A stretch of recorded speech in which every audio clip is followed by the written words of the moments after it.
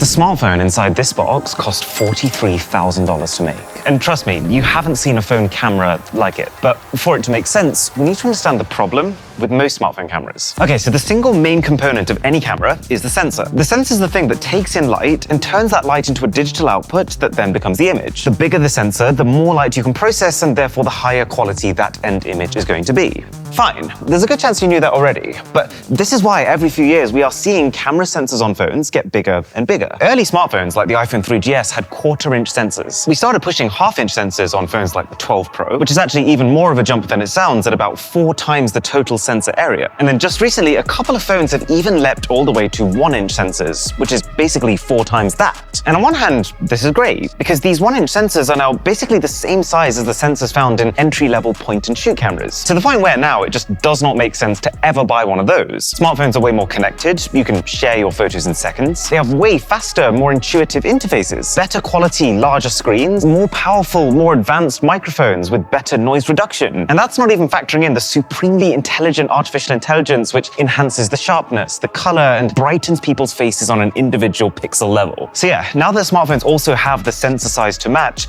it's not really a surprise that point-and-shoots have effectively fallen off the face of the planet. But there is a bit of a problem for these guys. If smartphones are to continue on this journey, to, let's say, properly take on the next tier, which would be high-end mirrorless or DSLR cameras, then their sensors would need to get many times bigger still. But they can't. You might have noticed over the last few years that it's not just that the cameras on phones are getting wider, but they're also sticking out more. And that's because the larger the sensor, the larger the lens also needs to be able to properly direct light to that whole sensor area to actually take advantage of it. And the further the distance required between that lens and the sensor sitting behind. Which means that while there'd actually be very little problem fitting a sensor twice the size of what we have now into a phone, it's just what you then have to do to the lens, that's what becomes the sticking point. I feel like I need to stress this. Very few people are going to buy a phone that they can't fit into their pocket just because the lens is too big. And that is where this new phone comes in. This is a Xiaomi 12S Ultra concept. And it's basically what happens when you say, okay, let's just forget that limitation for a second. Let's not worry about portability and let's just see what's technically possible on a smartphone. Should not be holding it like that. There's only 3 of these made in the whole world. That's why it's worth $43,000. They did not hold back with this unboxing experience. So this is the phone, this is the lens mount, and the lens. This is one dense piece of kit. So the company started with what I would say is probably already the best phone camera for photography, the Xiaomi 12S Ultra. And that phone already has a 1-inch sensor over here, but we're not going to be using that here. Xiaomi has instead removed what was previously an ultra-wide camera in the middle and replaced that with a second, special 1-inch sensor. And this is what's going to be the main camera of this new phone. And one of the special things about it is that they've made this an exposed sensor, meaning that while every single other phone camera already has a tiny little lens attached onto it, which basically fixes how the light is focused onto that sensor, Xiaomi have basically said, well, screw that. We don't want any of your flat lenses. This second main sensor is only covered by an extremely thin sheet of sapphire glass, which is just there for protection because sapphire is basically scratch-proof. And it's also raised above the other sensors, partly to improve heat dissipation, but mostly because you can't actually fit 2 1-inch sensors right next to each other there.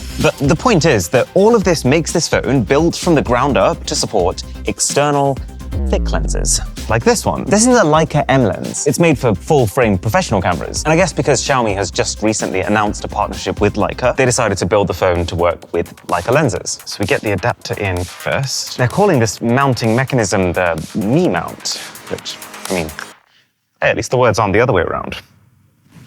So you place the lens in, give it a twist, and that is a successful mount. I've seen a lot of tech in my time.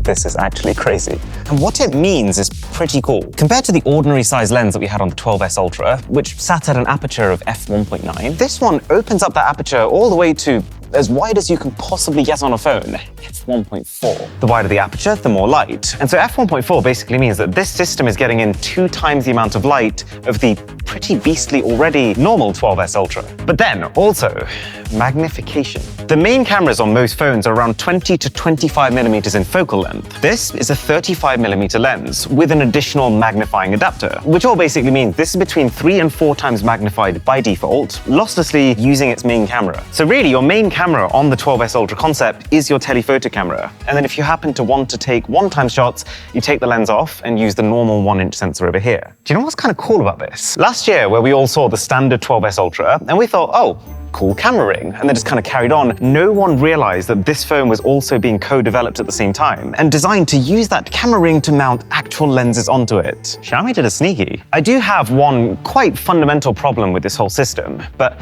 we'll get to it. I do just want to see what it can do first. Because like, Xiaomi's gone to all the effort of building a custom smartphone. You have to attach a lens that's half the size of my face. It is begging the obvious question of, how does this compare to just the iPhone in my pocket? Let's see if Xiaomi can wow me.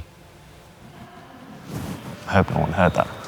So, for starters, more settings for sure. We've got focus peaking, which means that as I manually adjust the focus ring on this lens, the screen of the phone is going to highlight in red the bits that are in complete focus. You also get zebra lines, which are there to show you when something is overexposed. There's a full-on histogram as well, which shows the total brightness across the entire range of the image. Man, being able to fiddle with settings like this in a friendly smartphone interface, but with the hardware of a proper camera, is like a 10-year-old dream of mine come true. Leica.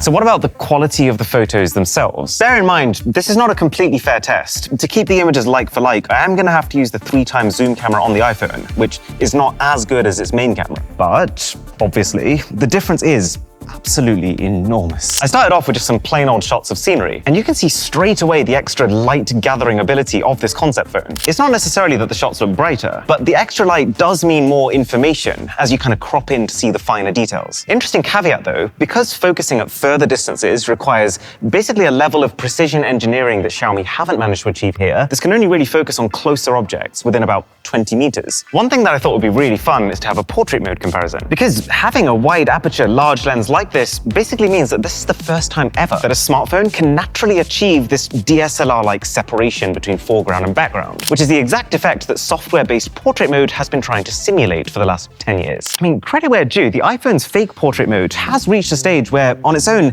I don't think the average person will be able to tell that it's not taken on a DSLR. But side by side with the real thing, you do start to notice that it's not quite there. To be honest though, the single biggest area where you'll notice the benefits of a system like this is video. Because video is the one thing that most smartphones and their software-based solutions have struggled to recreate. I also got to mess around with it in low light. And this is the fun bit, because this is what's so interesting about this product. Because it answers the question that I've been thinking for the last 10 years. What would it look like to blend pretty high-end camera hardware with pretty high-end smartphone software, like night mode? Safe to say the results are about what you would expect them to see, but very cool seeing it in action. Okay, time to talk about the problem with this 12S Ultra concept though. But on a serious note for a second, if you do watch my videos regularly and you enjoy them, then I've been through a lot to get this video done. I've literally just come back from the emergency room in the hospital after a life-threatening allergic reaction. I've eaten nothing all day, and this is the most difficult room in the world to film in. Every single time that door opens, we have to stop filming. So yeah, a sub to the channel would be heartwarming. Anyways, even just putting aside the fact that this is already quite bulky, and that, to be fair, at the point where you're already carrying an external lens around with you, you are 70% of the way to just taking a proper main camera body with you too. This is also just a bit of an inefficient system. Leica M lenses are made for proper cameras with much bigger sensors than even the 1-inch one this has. So using it like this, you're still having to put up with the extra space and the weight of the lens, but you're not really getting the full perks from it. As a proof of concept though, this does definitely prove that the concept does work. To check out my video on, funnily enough, why everyone's buying iPhones right now, that's here, and I will catch you there.